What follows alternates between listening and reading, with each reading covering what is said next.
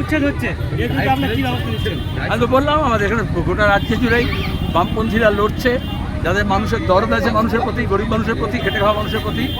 আসলে লুটে খাওয়ার সরকার, সে তৃণমূলের নামে হোক বা বিজেপির নামে হোক, সে গরিব মানুষের বিরুদ্ধে যুদ্ধ ঘোষণা করবে। আমরা চাই পুনর্বাসন হোক, তারপর উচ্ছেদ হোক।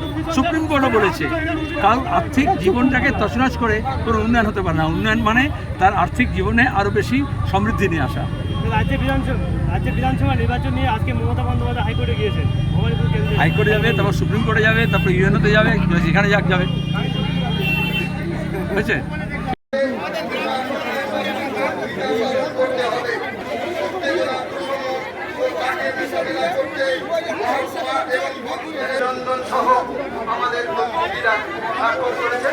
যেটা নিয়ে আমাদের 10 জন প্রতিনিধি আলোচনা করতে যাবে।